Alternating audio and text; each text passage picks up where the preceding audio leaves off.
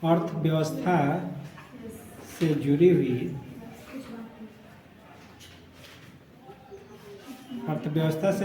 बातें जिसमें बजट शामिल है उसके बारे में हम लोग अध्ययन करेंगे। Good morning everybody. आज हम लोग आप सभी लोग जानते हैं कि आज का मेरा जो विषय है अर्थशास्त्र है, इकोनॉमिक्स है, और उससे जुड़ी हुई कुछ शब्द और शब्दावली खासकर बजट के बारे में अध्ययन करेंगे। आप लोग जानते हैं कि आज 30 जनवरी है और सामान्यतः हमारा जो बजट होता है वो 1 फरवरी को पेश किया जाता है। तो उससे जुड़ी हुई कुछ महत्वपूर्ण जानकारियों के बारे में हम लोग अध्ययन करेंगे। तो आइए, बजट जो है ये बुजेट शब्द से बना है। बुजेट क्या होता था? एक चमड़ा का थैला होता था। उसको वित्त मंत्री लेकर जब सदन में आते थे तो उसको खोलते थे, तो लोग मजाक में कहते थे कि लो अब बुजेट खुला। बुजेट खुला मतलब यानी अब जो भी उसमें से कागज पत्र निकालेंगे और जो लिखे पढ़े होंगे देश के आर्थिक जो स्थिति के बारे में, उसको लेकर क्या करेंगे, सदन में बताएंगे। तो लोग उसको हंसी में या मजाक में उसको क्या बोला, लो बुजेट खुला, यानी बजट पर अब बातें होंगी। हम आते हैं, देखते हैं कि आज से 163 वर्ष पूर्व, कितने वर्ष पूर्व? 163 वर्ष पूर्व पहला बजट जो है भारत का वो कब बना था? तो 1860 ईस्वी में भारत के लिए पहला बजट कब से शुरू किया गया, पेश किया गया? 1860। उस समय हम लोग, पता है कि हम लोग किसके अधीन थे? हाँ, ब्रिटेन के अधीन थे। हम लोग किसके अधीन थे? ब्रिटेन के अधीन थे। तो जो मंत्री होगा, वित्त मंत्री कहाँ का था उस समय? ब्रिटेन का ही होगा। तो आज से 163 वर्ष पहले उसका नाम था वित्त मंत्री का जेम्स विल्सन। पहला मतलब भारत का जो बजट पेश किया था वो ब्रिटेन का रहने वाला वित्त मंत्री का नाम क्या था? James Wilson. 1860 ईस्वी में भारत का बजट पेश किया। उसके बाद बजट पेश होते रहा। जब देश आज़ाद हुआ तो पहला बजट जो है, पहला बजट कौन पेश किया था? 1947 में आर.के. षणमुखम चेट्टी ये भारत के वित्त मंत्री थे। उन्होंने भारत का बजट पेश किया। लेकिन उसके बाद जो है सबसे अधिक बार भारत के कौन से ऐसे वित्त मंत्री थे जिन्होंने अधिक बार बजट पेश किया?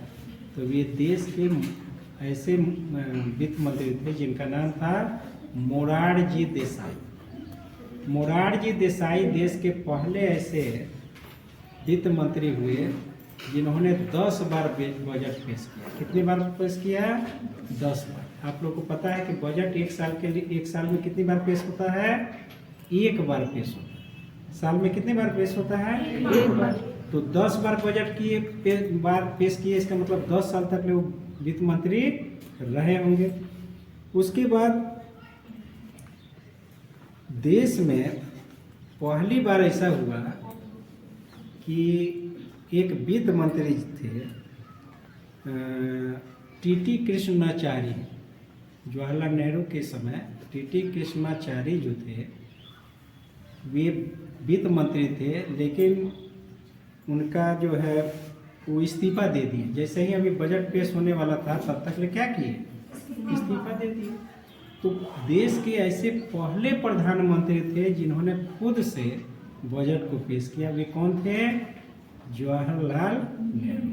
जवाहरलाल नेहरू के समय एक ऐसे वित्त मंत्री थे टी.टी. कृष्णाचारी, जिनके इस्तीफे के बाद स्वयं प्रधानमंत्री जवाहरलाल नेहरू को भी बजट पेश करना पड़ा। ये भी पूछता है कि भारत के कौन से पहले ऐसे प्रधानमंत्री जिन्होंने खुद बजट को पेश किया था, तो जवाहरलाल नेहरू थे। ये भी पूछता है कि दूसरी बार कौन ऐसी महिला प्रधानमंत्री थी जिन्होंने बजट को पेश किया था। तो आप जान लें कि इंदिरा गांधी जो है पहली महिला है जो बजट पेश करने के लिए इंदिरा गांधी ने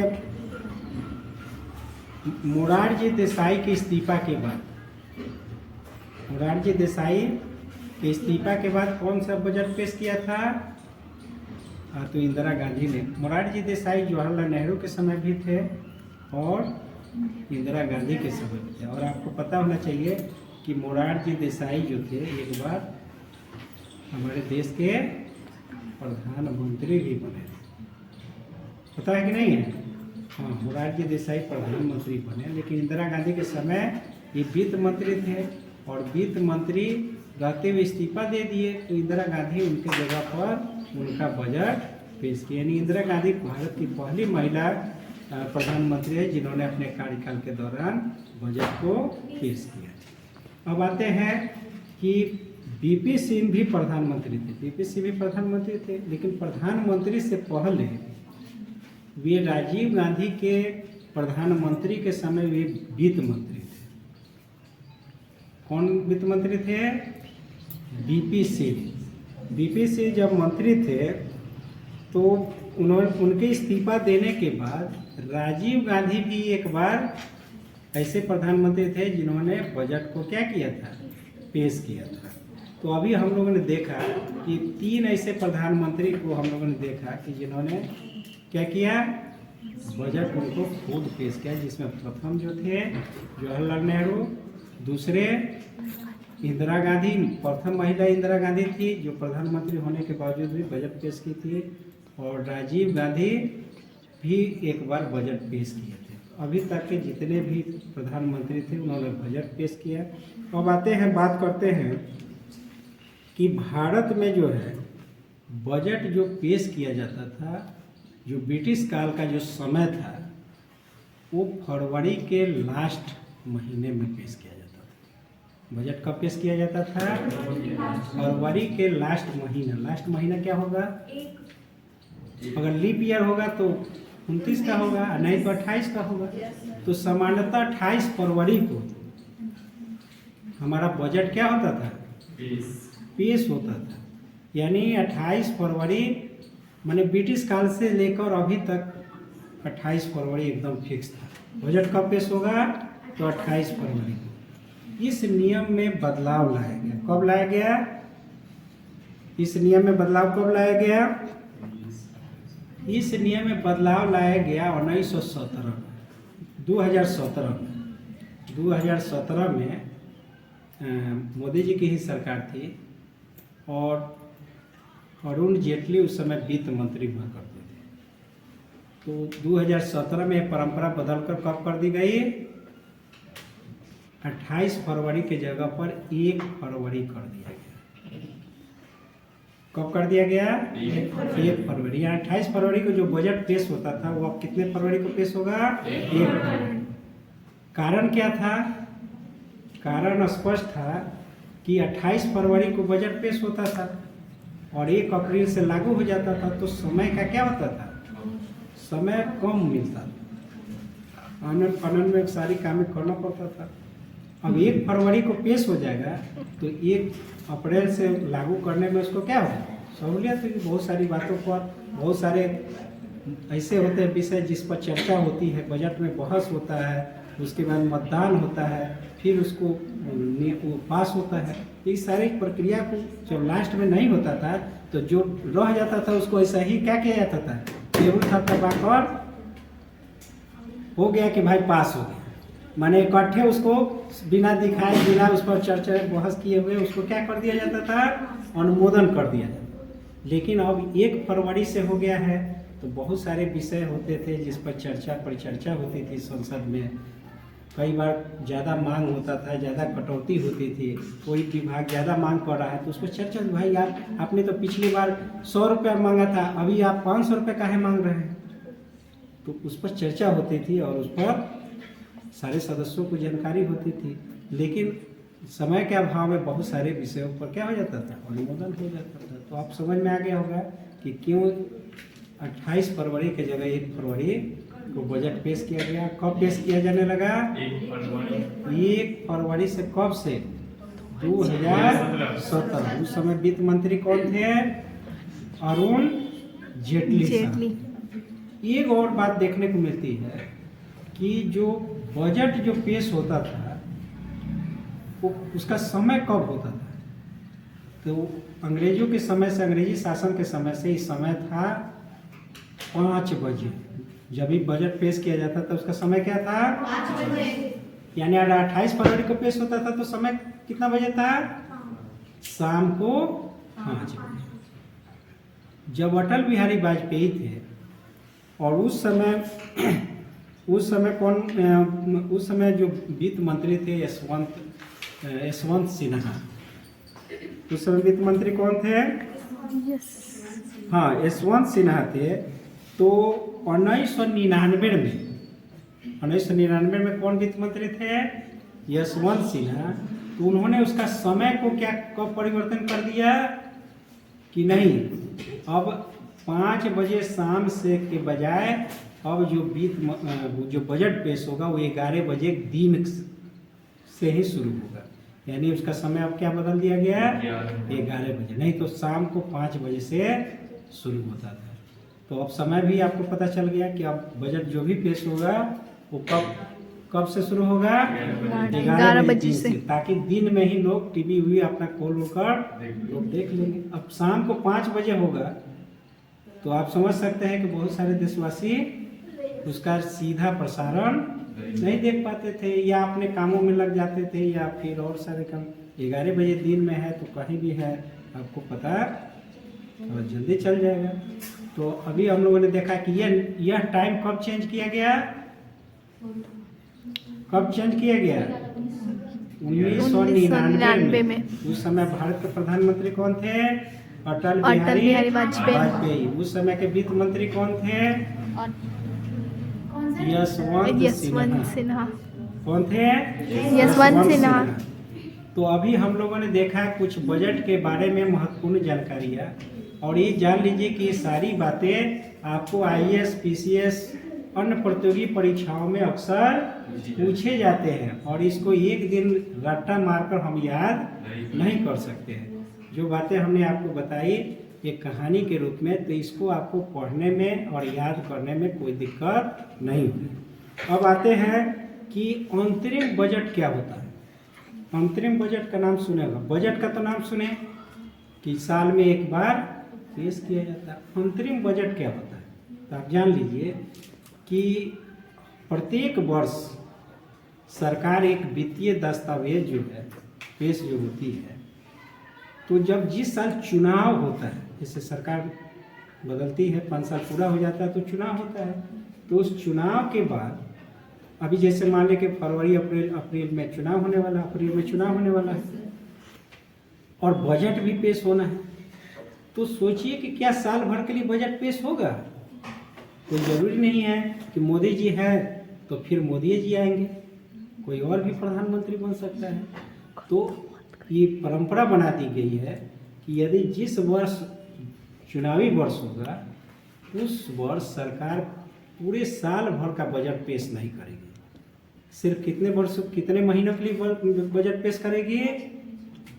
यानी जुलाई तक, यानी जून तक ले बजट, यानी 4 महीना के लिए, यानी अप्रैल मई जून, यानी 2 महीने के लिए बजट पेश करेगी। क्योंकि 31 मार्च तक ले का तो बजट अभी चल ही रहा है, और 1 अप्रैल से लेकर जून तक का, और उसके बाद जुलाई में तो फिर नया बजट जो भी सरकार आएगी, चाहे ये आए या चाहे कोई और है।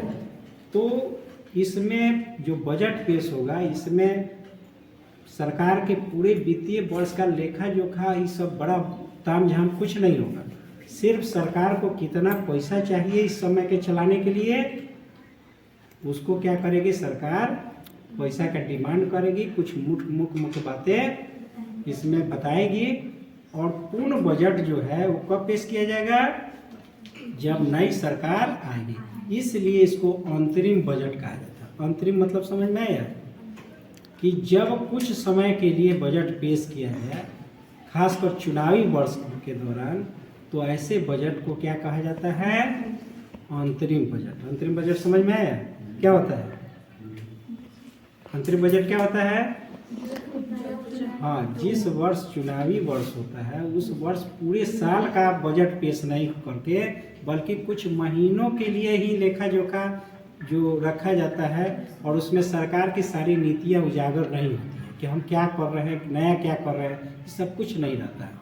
केवल मोटी मोटी बातें रहती है और सरकार की पूरी नीतियों का इसमें पर्दाफाश नहीं हो पाता। क्योंकि ये पर्दाफाश कब होगा, क्योंकि फिर चुनाव के बाद फिर जुलाई में क्या होगा, फिर से बजट बनेगा, उसमें पूरी साल भर का क्या होगा, उसमें लेखा जोखा सब कुछ होगा। लेकिन अभी जो है केवल 3 महीने के लिए, अप्रैल मई जून 3 महीने के लिए सरकार को खर्चा चाहिए। तो खर्चा कैसे चलेगा, क्योंकि 31 मार्च तक का खर्चा इसको मिला हुआ है और उसके आगे के लिए चाहिए तो उसको संसद से अनुमोदन कराना पड़ेगा, उस पर बहस कराना होगा, ज़्यादा उस पर चर्चा पर चर्चा भी नहीं होगा। सामान्यतः लोग जानते हैं कि इसको खर्चा चाहिए, उतना मंत्री को, वित्त मंत्री को जो भी कहेंगे तो उनको क्या कर दिया जाएगा, खर्चा के लिए पैसा का अनुमोदन कर दिया जाएगा। इसलिए सरकार का ये जो बजट होगा अंतरिम बजट होगा, और जब सरकार जीतेगी या हारेगी, जो नई सरकार आएगी वो अपना नया बजट लेकर आएगी। अब आते हैं कि बजट है क्या, बजट कहते किसको, बजट कहते किसको है। तो बजट जो है संसद के दोनों सदनों में, संसद के दोनों सदन कौन कौन से हैं, एक लोकसभा है और एक राज्यसभा। लोकसभा को निम्न सदन कहते हैं और राज्यसभा को उच्च सदन कहते हैं। और राष्ट्रपति भी संसद का एक हिस्सा होता है। आप लोगों को पता होना चाहिए कि संसद में कौन कौन से लोग शामिल होते हैं, राज्यसभा, लोकसभा प्लस राष्ट्रपति, ये तीनों मिलकर तब इनको संसद कहा जाता है। यद्यपि राष्ट्रपति जो है अंतिम रूप से कोई भी बजट जब पास हो जाता है तो अंतिम सिग्नेचर किसका होता है, राष्ट्रपति का होता है। तो बजट पूरी तरह से क्या मान लिया जाता है, पारित हुआ मान लिया जाता है। यानी संसद के दोनों सदनों के समक्ष रखा जाने वाला वार्षिक वित्तीय विवरण को सरकार क्या कहती है, बजट कहा जाता है। उस सरकार का क्या कहलाता है, बजट कहलाता है। सरकार बजट क्या कहलाता है कि इस दोनों सदनों में सम्राट एक वित्तीय वर्ष के लिए जो लेखा जोखा होता है, लेखा जोखा का जो विवरण होता है, कितना आएगा, कितना पैसा जाएगा, माने आय कितना होगा, व्यय कितना होगा, इस पूरे साल भर के लिए एक विवरण तैयार करती है कि हमको इतना आमदनी यहाँ से आ रहा है और इतना इतना हमको खर्चा लग रहा है। इसी का लेखा जोखा ही क्या कहलाता है, बजट कहलाता है। उसको वार्षिक वित्तीय विवरण भी कहते हैं। उसको शुद्ध इकोनॉमिक्स की भाषा में क्या कहेंगे, वार्षिक वित्तीय विवरण भी कहते हैं। मैंने वार्षिक एक वर्ष का जो विवरण होता है उसी को ही क्या कहते हैं, बजट कहते हैं। उसको इकोनॉमिक्स की भाषा में वार्षिक वित्तीय विवरण कहेंगे और आम बोलचाल की भाषा में क्या कहेंगे, बजट कहेंगे।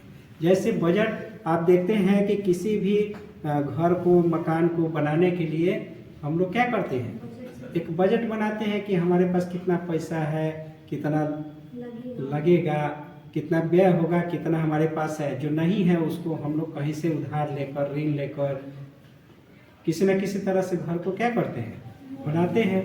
तो सरकार भी जो बजट बनाती है उसमें सामान्यतः देखा जाता है कि उसको कुछ करना भी रहता है, कुछ नया काम भी करती है और उसकी आमदनी उतनी है नहीं, तो क्या काम रुकता है, नहीं रुकता है। सरकार क्या करती है, घाटे की बजट बनाती है। घाटे की बजट बनाती है ना, तो घाटा को पाटने के लिए कहीं ना कहीं से पैसा लेना पड़ेगा। तो आइए हम लोग कुछ देखते हैं। बजट समझ में आया कि नहीं है? बजट क्या आ गया? बजट कहते किसको है? अब आइए कुछ शब्दावली जो है हमेशा पूछता है। शब्दावली क्या पूछता है कि सबसे पहले पूछता है कि बजट की समीक्षा क्या होती है, यानी आर्थिक समीक्षा क्या होती है। आर्थिक समीक्षा किसको कहेंगे? आर्थिक समीक्षा। देखिए बजट के पहले या बजट से पहले जो है एक आर्थिक समीक्षा निकलता है। बजट में क्या होता है कि बजट में पेश होने के एक दिन पहले, बजट पेश होने के एक दिन पहले सरकार के जो मंत्री होते हैं, वित्त मंत्री, वो क्या करते हैं? वित्त मंत्री की मंजूरी के बाद आर्थिक समीक्षा जारी होती है। आर्थिक समीक्षा किसके अनुमति से जारी होगी? वित्त मंत्री के अनुमति से जारी होगी। और देश का पहला बजट पेश करने के एक दिन पूर्व वित्त मंत्री की मंजूरी के बाद आर्थिक समीक्षा जारी होती है। इसमें न सिर्फ देश के अगले वित्त वर्ष की प्राथमिकताएं तय होती है, बल्कि इसमें केंद्रीय बजट को भी समझने में मदद मिलती है। यानी आर्थिक समीक्षा कब पेश की जाएगी? बजट से एक दिन पहले। और वित्त मंत्री की मंजूरी के बाद, वित्त मंत्रालय की मंजूरी के बाद इसे क्या किया जाएगा? पेश किया जाता है। और इसमें क्या होता है? इसमें देश के अगले वित्त वर्ष मतलब कि आने वाले समय में क्या क्या मतलब होने वाला है, इसका भी उसमें ये रहता है। अब प्लस सरकार नया क्या करना चाहती है। जो नया खर्चा है वो तो पहले का खर्चा वो तो बताएगी, और उसके अलावा और क्या कर रही है वो भी पता चलता है। यानी हम पूरे बजट को नहीं भी पढ़ेंगे, आर्थिक समीक्षा को पढ़ लेते हैं तो हमको सरकार का बहुत सारी बातें उसके समझ में आ जाता है कि सरकार क्या कर रही है और क्या करने वाली है। तो आर्थिक समीक्षा बहुत ज़रूरी होता है। उसमें बहुत सारा यानी बजट का पूरा तस्वीर उसमें शामिल रहता है। यानी फिर से समझिए कि भारत का पहला आर्थिक सर्वेक्षण जो है, आर्थिक सर्वेक्षण 1950-51 में प्रस्तुत किया गया था। और आर्थिक सर्वेक्षण जो है 1964 में फिर क्या किया गया था? जो अलग से पेश किया जाता था उसको फिर एक में शामिल कर दिया गया। और फिर आजकल क्या हो रहा है? फिर उसको अलग कर दिया गया है। यानी आर्थिक समीक्षा, आर्थिक सर्वेक्षण जो है वो बजट से एक दिन पहले पेश किया जाना है। आर्थिक समीक्षा जो है, सर्वेक्षण एक वित्तीय दस्तावेज होता है। आर्थिक समीक्षा क्या होता है? एक वित्तीय दस्तावेज होता है जो बीते एक वित्त वर्ष की अवधि के विकास की समीक्षा की जाती है। जो बीत गया है, जो बीता हुआ वर्ष है, उसकी समीक्षा की जाती है। आर्थिक समीक्षा में क्या होता है? जो बीत गया है वर्ष, हमने क्या लक्ष्य निर्धारित किया था, कितना अचीव किया। जैसे मान लें कि हमने विकास दर इतना लक्ष्य रखा, अब पता चला कई बार हम उस लक्ष्य के आगे चले गए कि हम उससे पिछड़ गए, कैसे पता चलेगा? ये आर्थिक समीक्षा ही बताएगा। यानी पिछले जो वित्तीय वर्ष है, उस वित्तीय वर्ष की अवधि में आर्थिक विकास की समीक्षा की जाती है। और विभिन्न क्षेत्रों में जैसे उद्योग, कृषि, व्यापार, सेवा के क्षेत्र में सरकार ने लक्ष्य तय करते हैं कि कितना कितना हमको प्राप्त करना है, उसमें कहाँ तक हम उस चीज़ को प्राप्त किए, ये कहाँ से पता चलेगा? उस आर्थिक समीक्षा से ही पता चलेगा। हमने नाम सुना होगा, जीडीपी का नाम सुना होगा।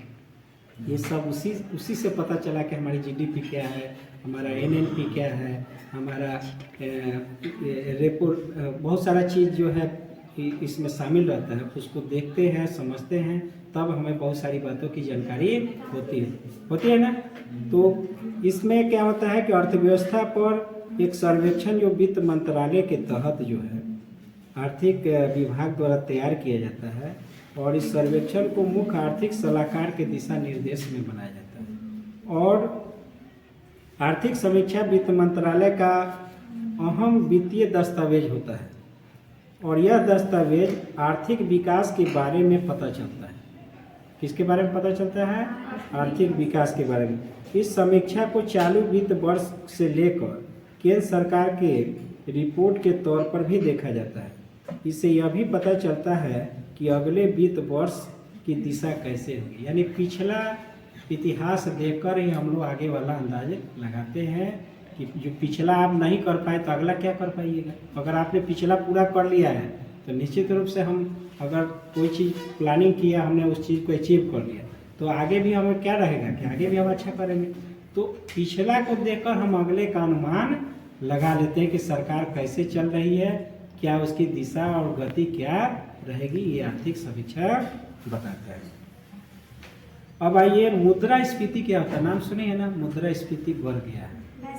हाँ, मुद्रास्फीति क्या होता है?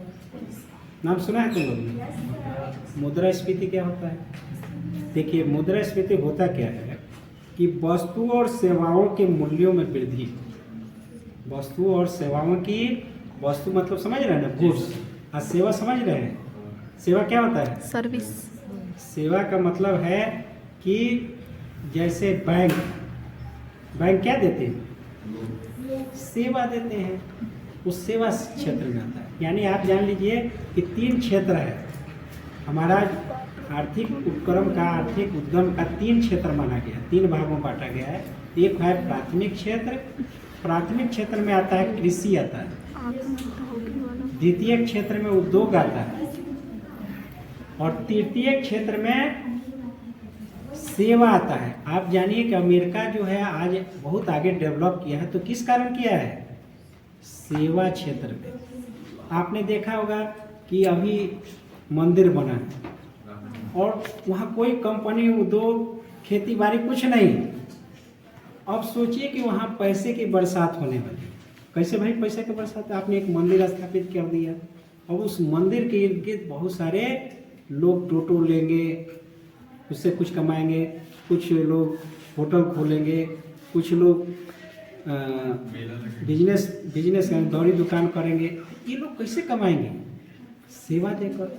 आप क्या दे रहे हैं? आप टोटो पर चढ़ा के ले जा रहे हैं, क्या कर रहे हैं? सेवा दे रहे हैं। आप होटल में किसी को रख रहे हैं, उससे खिला पिला रहे हैं, उसके बदले में पैसा ले रहे हैं, तो आप क्या कर रहे हैं? सेवा दे रहे हैं। आपने दुकान खोला, आपने बहुत अच्छी अच्छी चीज़ें, जहाँ इंडिया के अच्छी अच्छी चीज़ों को बेचेंगे, उससे आपको पैसा मिलेगा, तो आप कौन सा काम कर रहे हैं? आप जान लीजिए कि सेवा क्षेत्र में जितना ज़्यादा हम लोग माने वेस्ट करेंगे, उतने ज़्यादा हमको कम, वो देश उतना ही विकसित माना जाता है। आप देखिएगा कि भारत में अभी भी लोग कृषि क्षेत्र में ज़्यादा लगे और यही कारण हमारे पिछड़ा। यानी जो भी देश आज प्रगति कर रहा है उसमें सेवा क्षेत्र का बढ़ोतरी क्या है, बहुत जरूरी है। और सेवा क्षेत्र वही कह रहा है कि वस्तु और सेवाओं के मूल्यों में वृद्धि हो जाए। वस्तु और सेवाओं के मूल्यों में वृद्धि की दर को ही मुद्रास्फीति कहते हैं। मुद्रास्फीति किसको कहेंगे? वस्तु और सेवाओं के मूल्यों में वृद्धि को ही मुद्रास्फीति कहते हैं। और यह मुद्रास्फीति किसी वस्तुओं के एक निर्धारित समूह के लिए ही उपभोक्ता की क्रय शक्ति को इंगित करता है। आपने देखा होगा कोई सामान का दाम बढ़ जाता है, आप पैसा लेकर जाते हैं और झोला भी नहीं पड़ जाता है, मैंने पूरा झोला भी नहीं पड़ता, नहीं महंगाई बढ़ जाए, बहुत सारी चीज़ों का सामान का रेट बढ़ जाता है। तो वस्तु और सेवाओं के मूल्यों में क्या हो जाती है? वृद्धि हो जाती है। तो वृद्धि हो जाएगी तो लोग उसको मैंने खरीदने में उसको दिक्कत होगी, ज़्यादा सामान नहीं खरीद पाएगा। तो मुद्रास्फीति के आधार पर हम लोग देखते हैं कि देश की स्थिति क्या है या नहीं है। तो ये भी बताती है कि हमारे देश का कंडीशन क्या है, महंगाई क्या है, मुद्रास्फीति कम है, ज़्यादा है। इससे हम लोग देश के अर्थव्यवस्था का भी पता लगाते हैं। अब आइए, प्रत्यक्ष कर क्या होता है? जब प्रत्यक्ष कर मतलब होता है डायरेक्ट टैक्स। डायरेक्ट टैक्स किसको कहेंगे? जब सरकार किसी व्यक्ति या संस्था के जो आमद है, आमदनी है, उस पर टैक्स लगा देती है, उसी को कहते हैं प्रत्यक्ष कर। प्रत्यक्ष कर में क्या होता, कौन कौन से आता है? जैसे प्रत्यक्ष कर में क्या क्या शामिल है? जैसे आयकर, इनकम जानते हैं? जैसे मान लो कि अभी किसी का वेतन जो है 8 लाख से ऊपर हो जाएगा, किसी को 15 लाख हो जाएगा, किसी को आपने देखा होगा कोई आप इनकम के अनुसार उसमें बांधा गया है, किसी को 10% देना है, किसी को 20% बांध दिया है, किसी को 30%। मान लो कि एक प्रोफेसर साहब उनको 1.5 लाख रुपए पेमेंट है, तो उनको हाथ में 1.5 लाख नहीं मिलेगा, उसमें से सरकार इनकम टैक्स क्या करेगी? लेकिन वो प्रोफेसर साहब जब बताना होगा तो अपना वेतन कितना बताएंगे? 1.5 लाख बताएंगे, लेकिन हाथ में उनको 1.5 लाख कहीं नहीं मिलेगा। तो क्या है? क्योंकि सरकार ने उसके ऊपर टैक्स लगा दिया है कि इतना होगा। तो इसको क्या कहेंगे? हाँ, उसके बाद आपने देखा होगा कि संपत्ति पर कर, संपत्ति पर भी आप संपत्ति ज़्यादा रखे हैं तो सरकार कहेगी कि आपने इतना रखा है तो इतना % आपको क्या करना पड़ेगा? हमको दे दीजिए। आप रखिए, कोई बात नहीं, आप संपत्ति रखे हैं तो दीजिए उसका टैक्स। आपने देखा होगा कि कौन बनेगा करोड़पति? कितना मिलता है? 7 करोड़। 1 करोड़ या जो भी पैसा मिलता है 7 करोड़ मिलता है। Yes sir. कितना मिलता है? जितना भी मिलता है उसमें से वो 33% 30% क्या करेगा? काट लेता है। अब पता चला कि मिला कुछ, हाथ में कितना मिलेगा? अब बताओ कि सूखले उतना 30% 33% 30% कम नहीं ना होता है। 30% सरकार उसको क्या करेगी? काटिएगा तब उसको पैसा मिलेगा। या हम लोग को भी देना पड़ता है, हम लोग भी जो है ना, सरकार को जब पैसा उसमें ज़्यादा होगा तो उतना पैसा क्या करेगी?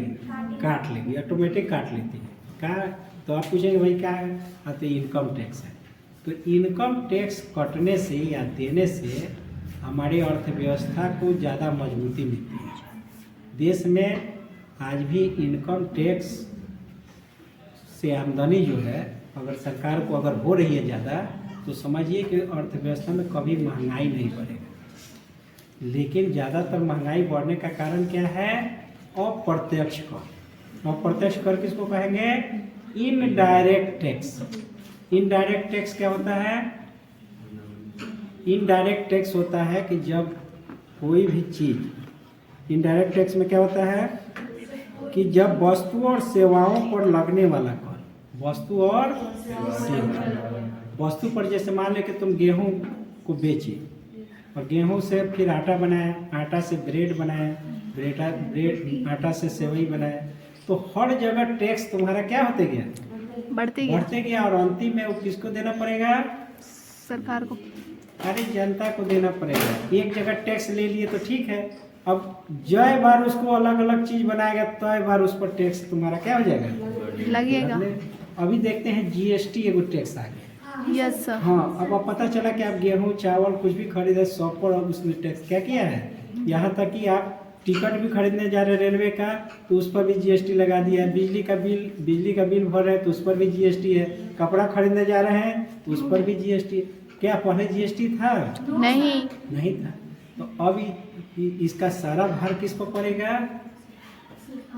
आम लोगों पर पड़ेगा, क्योंकि एक बार ये चाहे गरीब हो या अमीर हो, सबको इसका भुक्तभोगी होना पड़ेगा। तो इसको कहते हैं इनडायरेक्ट टैक्स। अगर देश में इनडायरेक्ट टैक्स का मात्रा अगर ज़्यादा आ रहा है, इसका मतलब कि जनता से सरकार ज़्यादा क्या करेगी? खींच रही है। लेकिन सबसे अच्छा होता है कि डायरेक्ट टैक्स में किसी को कोई दिक्कत नहीं होता है, क्योंकि उतना पैसा आपको मिल जाता है, उसका प्रभाव नहीं पड़ता है। क्योंकि अगर मान लो किसी वेतन वाले से ले लिए तो उसको क्या प्रभाव है? भाई जितना है उतना में काम चलाएगा, बाकी लोगों को उसका कोई प्रभाव नहीं पड़ेगा। ये है डायरेक्ट और इनडायरेक्ट टैक्स में।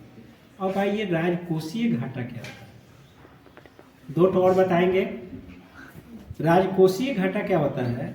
राजकोषीय घाटा में क्या होता है? राजकोषीय घाटा होता है कि एक वित्तीय वर्ष में के दौरान सरकार खर्च करेगी ना, और उसकी आय से अधिक हो जाए। मान लें कि जो सरकार खर्च करेगी एक वित्तीय वर्ष में, अपना प्लानिंग की ना कि हम रोड बनाएंगे, पुलिया बनाएंगे, एयरपोर्ट बनाएंगे, कुछ भी बनाएंगे, तो सरकार का एक वित्तीय वर्ष के दौरान सरकार का जो खर्च है और जो जहाँ से उसको आमदनी होती है वो दोनों के बीच का क्या होगा, अधिक हो जाए, यानी खर्च उसकी आय से क्या हो जाए, अधिक हो जाए। खर्चा अधिक, आय क्या हो जाए, कम हो जाए।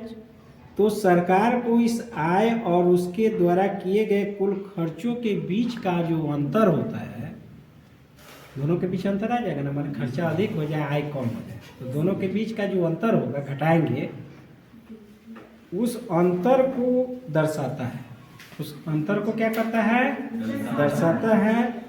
और सरकार को इतनी राशि उधार लेनी पड़ती है। भाई उसको पढ़ने के लिए उधार लेना पड़ेगा ना। आपने देखा होगा विश्व बैंक से, तो एशियाई बैंक से, तो कहाँ कहाँ से सरकार पैसा देती है, तब जाकर ये डेवलपमेंट का काम होता है। और आप पूछेंगे तब सरकार राजकोषीय घाटा बनाती काहे, क्योंकि विकास करना है।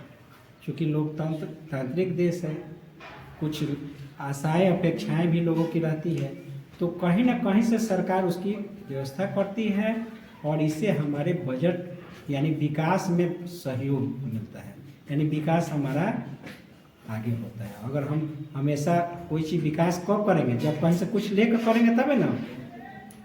आप कोई जरूरी नहीं कि जितना हम विकास करेंगे उतना आमदनी हमको हो ही। तो कई बार आपने देखा होगा कि आपके पास पैसा नहीं रहता है, फिर भी आप बैंक से ऋण लेते हैं और फिर जैसे उसको लेते हैं, धीरे धीरे क्या करते हैं, देते हैं। कई लोग ऐसे हैं जो मकान तो बनाने की स्थिति में नहीं है, अभी बैंक के पास जाते हैं, 10 लाख 20 लाख क्या करते हैं, लोन ले लिए। अब उनको मंथली 8,000 10,000 15,000 इस तरह मंथली अपना दे रहे हैं और अपना उनका घर एक बड़ा घर बन जा रहा है एक बार में। अब जिंदगी भर कमाएंगे तो एक बार पैसा तो होगा नहीं उतना, 10 लाख 20 लाख।